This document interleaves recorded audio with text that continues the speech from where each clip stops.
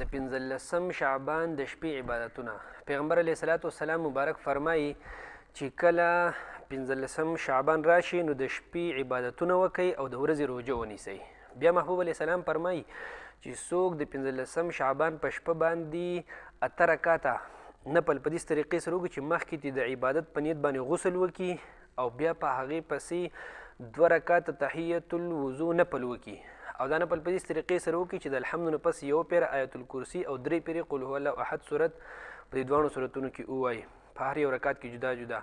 او د هغې نه پس 8 رکاته نفل شروع کړي او په هر رکات کې د الحمد نه پس 1 پیره صورت قدر ولولي ان انزلناه فی لیلة القدر د الحمد نه پس او بیا به کې 15 پیرې په هر رکات کې قل هو الله احد صورت وایي او بیا به سباله د ورځې روژه ونیسي. نو پیغمبر علیه السلام فرمایي د انسان د ګناهونو نه خدای پاک داسې پاک کړي لکه څنګه چې دی د مور نه پیدا شوی د ګناهونو نه پاکي.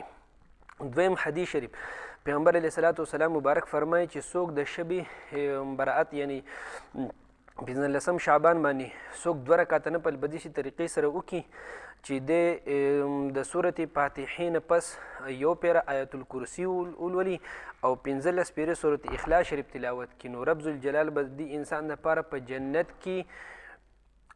120 محلات جوړ کړي او خدای تعالی به د ړنده د دوزخ یره وباسي. او دریم نمبر نفل دی محبوب علیه الصلاة والسلام مبارک فرمایي چې د شب برأت په شپه باندې 4 رکاته نفل څوک وکړي په داسې طریقې سره چې د صورت فاتحې نه پس دی په هر رکات کې 50 پیرې صورت اخلاص شریف تلاوت کړي نو خدای تعالی به د دې انسان د 50 کالو ګناهونه معاف کړي. 4م قسم نوافل دي چې هغې ته صلات الخیر ویلی کېږي 100 رکاته نفل دي. حضرت حسن بصري رحمه الله فرمایي چې ما دا د 30 نه سوا صحابه کرامو نه دا خبره اورېدلې چې دا د هغوی معمول هغوی به دا نفلونه کول. محبوب علیه السلام فرمایي چې څوک 100 رکاته نفل وکړي په داسې طریقې سره چې د هر رکات کې د صورت فاتحې نه پس 10 پیرې صورت اخلاص شریف تلاوت کړي قل هو الله احد صورت